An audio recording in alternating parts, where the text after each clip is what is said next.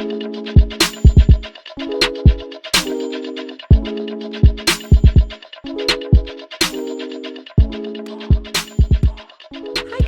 here, and welcome back to another look at my experience with the InZOI character creator demo that just came out a couple days ago. And we are probably about, I don't know, less than 24 hours away before the demo will be removed. So I hope you guys have had an opportunity to play around with it, because when I say it is amazing, it is absolutely amazing. I have logged roughly 30 hours playing around in just the character creator demo, and it's amazing because I'm not even that heavy into making characters. A lot of times I just want to kind of get in the game, make a character and get started because I'm more concerned about the gameplay. But I have been so absolutely just amazed and like shocked and like invested and I don't know, just all the above, to like just actually playing with the actual creators. So unfortunately, even though I had 30 hours, there were some things that I came across that just completely, absolutely just blew my mind and shocked me. And I felt like I would go on and share with you guys, because maybe you guys didn't see it, maybe you did see it, but a lot of it I just happened to stumble upon. And so, yeah, with this video, I'm just going to share with you 5 things that shocked me that you may not have noticed in the InZOI character creation demo. So the first thing I want to talk about is saving a color. So there was a couple times I was like looking through some of the outfits, and I was kind of shocked to find out, like, if you wanted to save a color that you were actually working with, you could pick the color. And the way I learned this, y'all, to be honest with you, was going to look for hex codes for specific colors. And I was copying and pasting, and I was tired of getting like confused with where I was and what I had used and which one worked for me and which one was it again. And I saw this little plus symbol right here and was like, what is this? Clicked it, and ta-da, it actually saves the color for you. So for whatever reason you want to go back and you're like, man, I liked that color, you could just go back and pick it. Now I did notice it only does 2 rows. I think it's like 10 total. So you do have to keep in mind that you might have to delete some after a while. But I thought that was absolutely amazing. One thing that I hope that they employ when they finally release the game fully to everyone is to make this UI a little bit bigger, just this whole interface, so that way we can really hone in on some of the colors we're trying to get. But I do like the option that if we can't find the color just scrolling around on here, that we can definitely type it into the search bar right here. That definitely came in handy. Another thing that shocked me, the eyelash alterations thingy that you can do. So when you're in the face and you're in the detail edit mode, I noticed that when you hover right over this circle, there is a line. Now for days I was like, what is this for? What is this for? What is this for? But then I realized once you hover over the line just a little bit till it's blue, then you can actually drag it up and down to make the eyelashes way higher or low. And I've definitely seen eyelashes where they're a little bit low like this. They're a little bit more, you know, regular, I guess you could say. And then somewhere the person just put like a ton of mascara on and it's just way at the top. So I thought that was really cool, because I have never in my time of playing games have ever seen the ability to alter the shape, not the shape per se, but just like the orientation of the eyelashes. It's so cool. So I don't know if you guys saw that, but definitely want to share that part with you. Another thing that I had absolutely so much fun with was definitely the photo mode. I was in here taking pictures of my Zois like they were, I don't know, like they were models. And it wasn't until the last couple hours of me playing, maybe like 2 hours, that I realized there was a screen ratio option right here, which totally came in handy, because there were so many times I was like, man, I really just want my Zoe. So you can click through them and then you'll get like a 3x4, a 1x1, a 16x9, and then you have the 9x16, the 10x6, and the 6x10.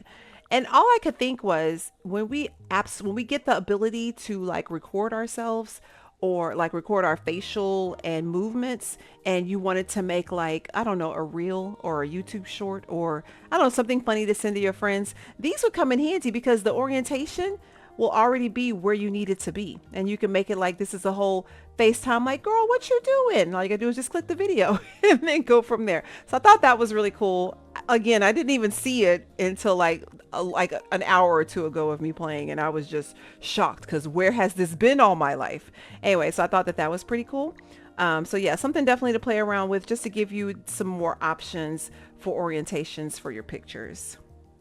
Another thing that shocked me when it came to doing the photos was the lighting in the studio. I thought that it was really cool that you can kind of play around with the lighting. And we all know when you're trying to take pictures of yourself, lighting definitely matters. So if you play around with the main light, with the positions and stuff, you can highlight features on your ZOI that you want to showcase, or maybe have like a dark, mysterious look.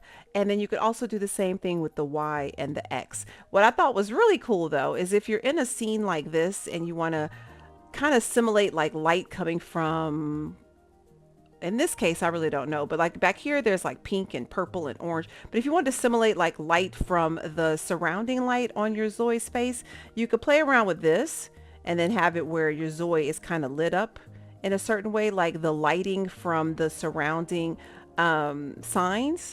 Then you could do something like that, and then you could do the same thing with the backlight if you wanted to make it where that blue light back there was kind of like shining on them and behind. You could play around with that too and make that where it's like a blue light behind them, and you could really come up with some really cool color combinations.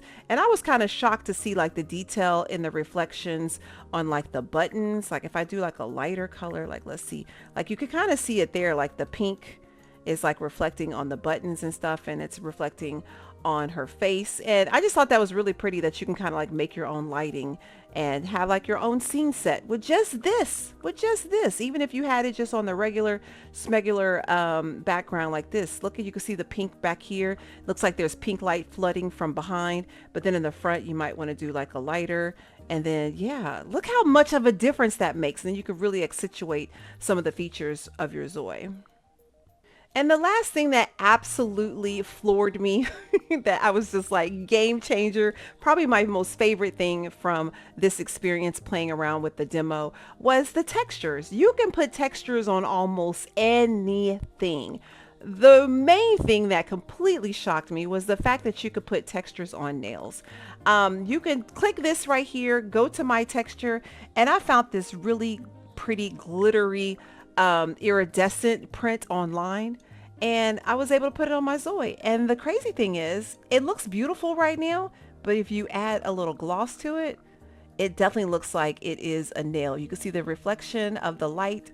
Look like it has like a little clear polish on there. So I don't know, I just thought that was really cute. If you want to do some fun things with your nails, you can look up some prints that you like online, or use the AI generator and just come up with some really cool stuff. And I don't know, I just thought that was really cool. I really liked that it can be placed on anything. And just like a little tip, if you guys didn't notice it, if there for some reason you would like to customize an outfit or one of the tops or whatever, I would suggest click only with color options, and they'll just show you the ones that you could actually customize. And playing around with the textures and stuff has been so much fun. You can make them super big, especially if you want to do like a center of something. You can play around with the horizontal position as well as the vertical position, and just really make a fabric your own. I don't know, that right there to me was just like an amazing thing to do, because I've never seen in any game where you could actually bring in your own texture or search for an AI texture in order to make your own clothing. But anyway, I've definitely experienced this to the fullest, I think. and I'm just pleasantly shocked and surprised. Cannot wait to see the game in its full entirety. And yeah, if you guys saw something that I didn't see besides like the main stuff, please let me know down in the comments. And if you guys haven't had a chance to check out the demo, please do so before it's removed. I don't know exactly the time, but I know it said the 26th, and I want to say it said 4 a.m. UTC time. When I did the calculation, that was 11 p.m. my time on Sunday. So with that being said, hopefully you guys have an opportunity to play it. Let me know what you think down in the comment box down below, and I will see you guys in the next one. Thank you so much for watching. Bye.